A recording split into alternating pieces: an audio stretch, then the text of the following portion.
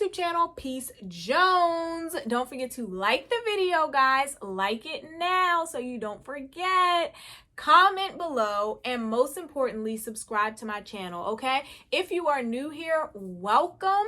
You guys will love my content. I have a dating series where I talk about everything dating related. I have a healing series called Heal With Me where I talk about just basic issues that most of us face and how we can get through them. And then I also do like travel, some hauls, some cooking, things like that, okay? So let's get right into the topic tonight. It is called What I Have Learned from Each of My Relationships, okay? So I have been in 6 relationships total. However, only about 2 of them were like really serious, and then the other 3, I think, 2 of them were not so serious at all. 2 of them were very serious, and then the other 2 were like moderately serious, okay? So I'm basically going to tell you about each and every one and what I learned, the takeaways, how I grew as a woman, etc., okay? So let's get right into it. All right, so the first relationship I had was my freshman year in high school, and it only lasted for 3 months, okay, you guys? So I know a lot of you are like, what? That wasn't even a relationship. Y'all were just talking. But, I mean, we were technically boyfriend and girlfriend, so I'm going to count it as a relationship, okay? So in that relationship, that 3-month relationship, of course, I was new to the game. It was puppy love. I had no idea what to do with a boyfriend, had no idea about what a relationship consisted of, right? So I ended up seeing, I think this is when MySpace was still around. And I ended up seeing that he was like talking to some girl. He had like some girl in his top 8, and like I think he had her listed as like his girlfriend, and they were talking and like saying they were together on MySpace. So I went to him the next day and I was like, who is this girl? I was so upset. I broke up with him. It was so stupid. And then like after I broke up with him, I wanted him back. Like literally within a few hours, I was like, no, because when I broke up with him, he just was like, okay. And then like within a few hours, I was like, oh my gosh, no, like I miss him. I didn't mean to do that. We can talk it out. And like an idiot, I literally allowed him to play with me. So he was like, I'll let you know tomorrow if I want to get back with you. And I'm like, okay. So I'm sitting there with my best friend like, is he gonna get back with me? Are we gonna be broken up forever? And needless to say, we never got back together. He ended up like dating this other girl who was supposedly one of my good friends like I think a few weeks later or whatever. So the takeaway that I have from that is don't chase a man, okay? Now in today's great age of 28, I would never do that. Obviously if I found out somebody was cheating on me, I would break up with them. I would not feel bad about it, and I would move on, because what am I gonna beg you to take me back for, and what am I even gonna miss you for if you're cheating on me, okay? No. So that was the takeaway that I got from that. You do not beg or chase a man to keep working anything out if they have done wrong in the relationship. And that was very manipulative of him, because he knew what he was doing. And I think the reason why he agreed so quickly to us breaking up was because he really didn't want to be in it anyway. But I thought it was so cruel, because he knew that I loved him. I was head over heels for him, and it really hurt me. But whatever. So number 2, we don't play the X games, okay? So then my second relationship was my junior year in high school, and needless to say, it was 3 months. What was up with me in these 3-month relationships in high school? Child, I didn't know a thing about nothing. But anyway, yes, this relationship was 3 months as well. And when we first started dating, there was like this ex of his that was very much so, I think, still in the picture. And so I think what happened was he was trying to get over her, and he kind of used me as a rebound. And he wasn't like, he was like 1 foot in and 1 foot out with me and her. And needless to say, I think that they ended up getting back together while we were still together. And he kind of tried to break up with me and make it seem like it was like something that I had done. But I think in actuality, it was really just that they had never tied off those loose ends on their relationship. I think maybe he tried to move on and it didn't work because it was still like feelings invested. So yeah, that really hurt me because I'm like, what the heck? Like, you done told me all this stuff about what went down in your relationship, and I thought we had a good thing going, and now boom, like you're back with the ex. So yes, that's what I took away from that relationship. We don't play the ex games.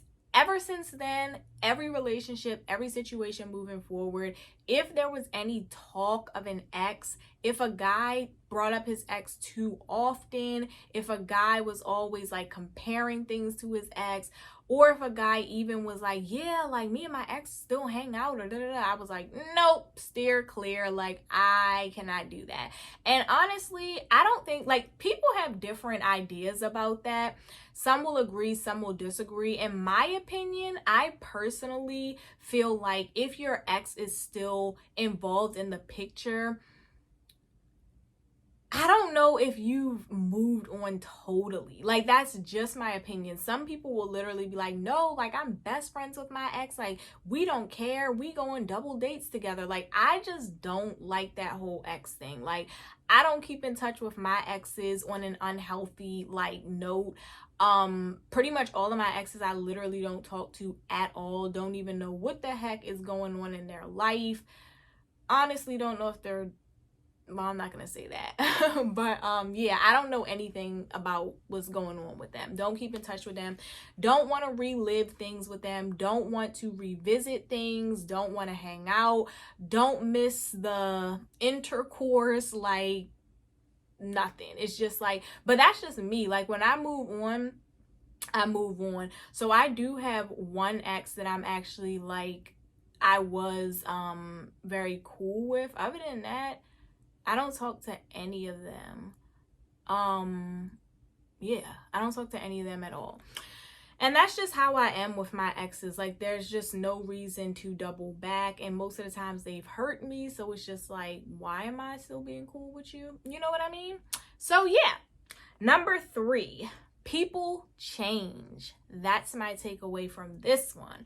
So my third relationship was my longest relationship, or I think it was my longest, or maybe the fourth one and the third one were the same amount of time.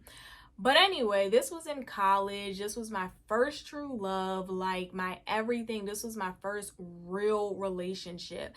And even when we weren't at school, like during breaks, it was like a long distance relationship. Neither one of us had cars. Like, we were really, really making it work.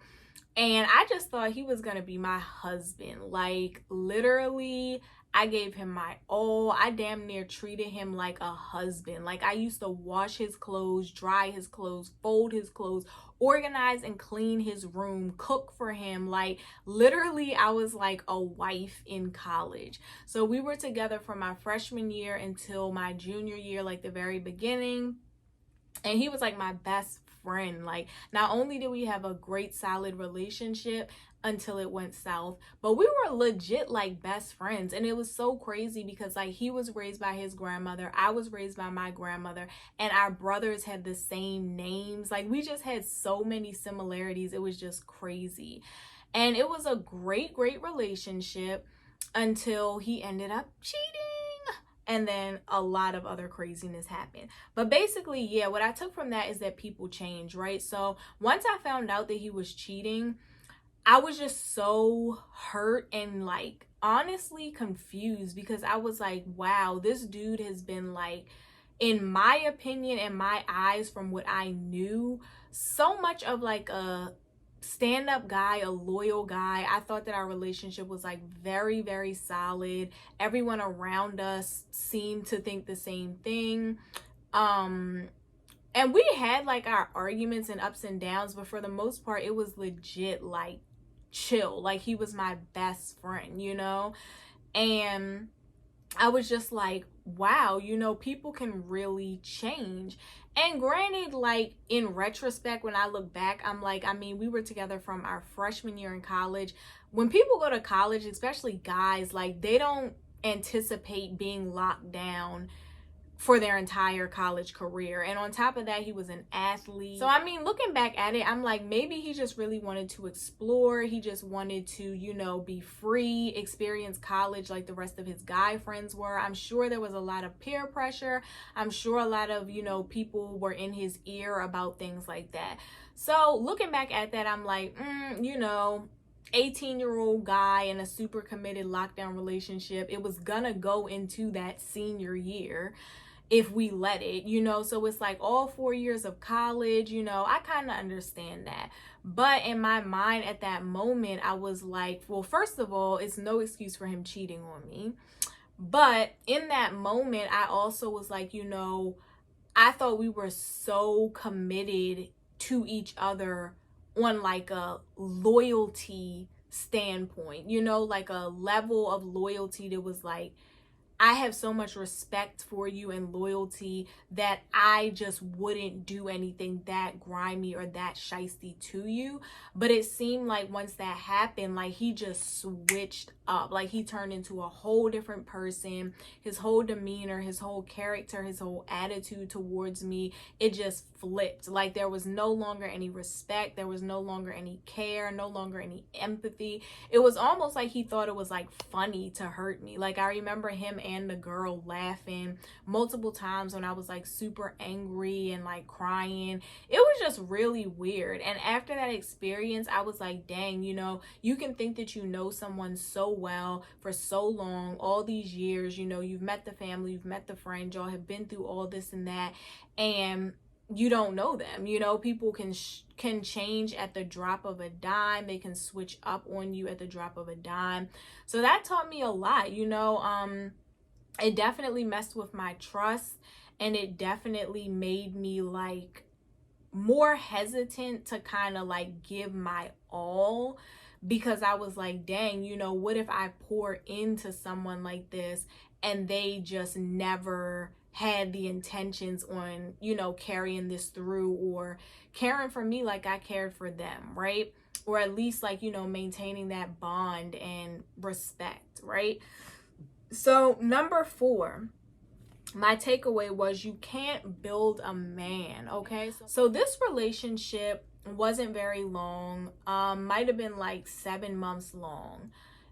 Maybe like 7 months, 8, 9 maybe. 9 months max for sure.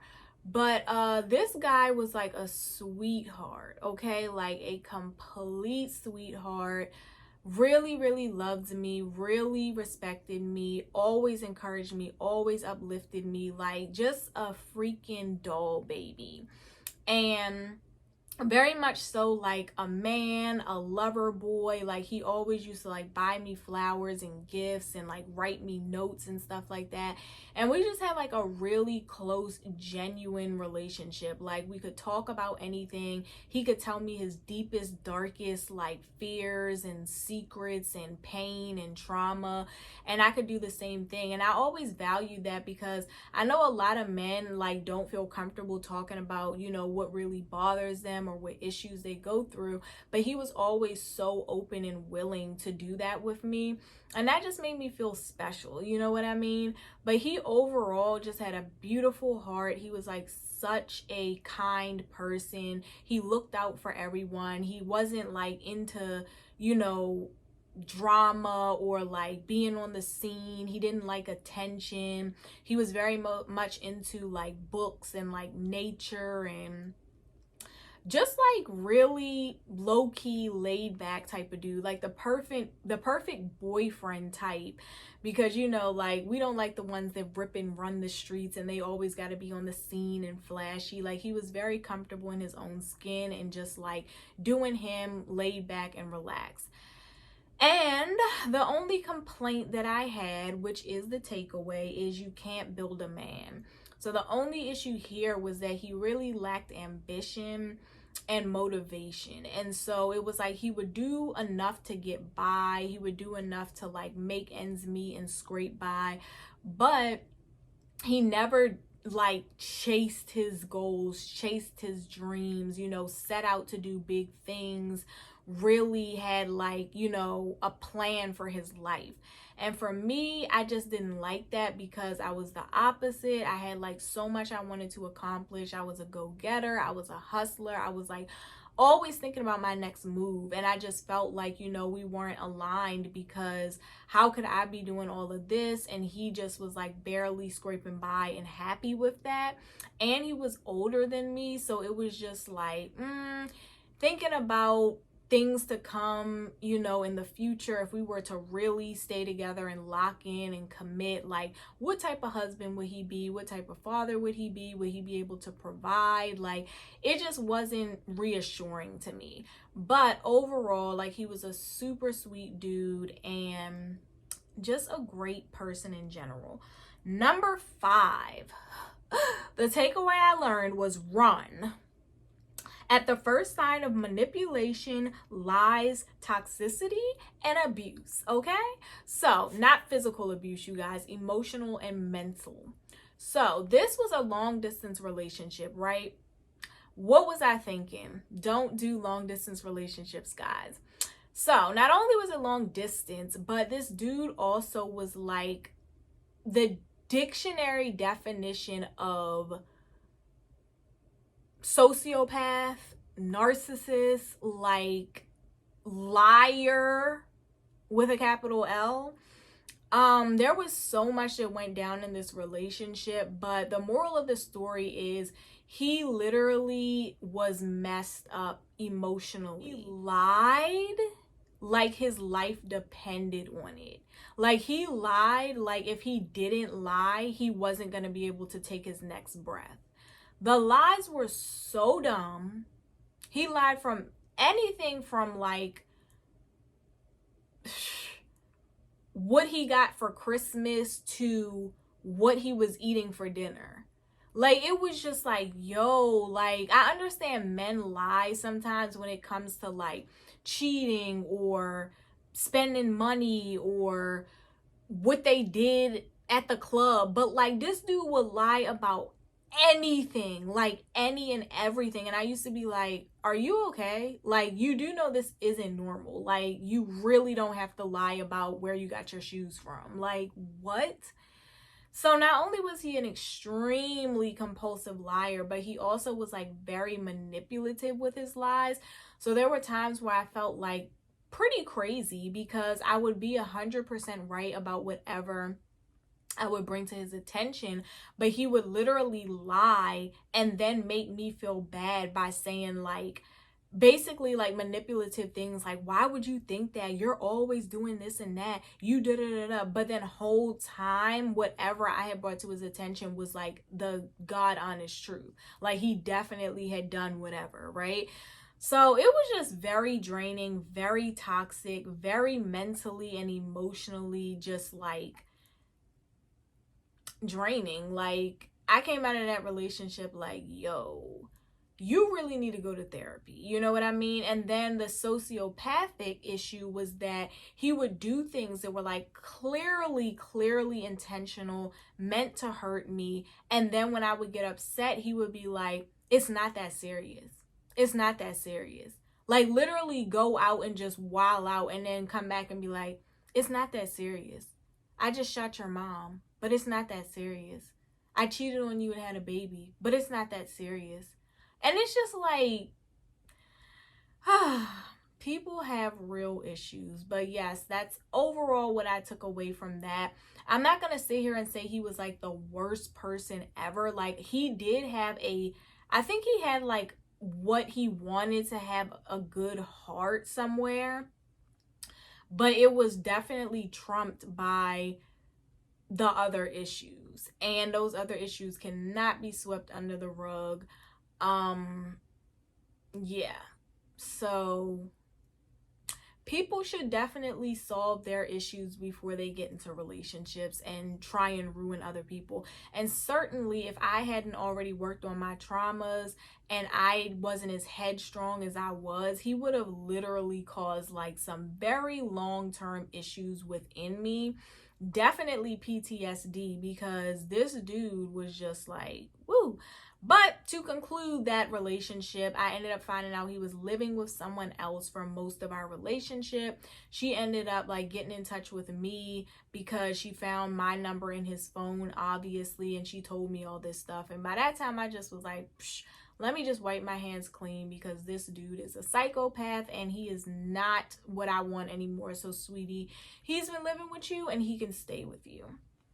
All right, so number 6, when all things align except for one. Okay, so what I learned from my 6th and last, my final relationship, is that all things can align except for one really important thing, right? So you know how you like put on your vision board, or you journal, or you write on your mirror, or you pray to God and you say like, God, I really want this partner.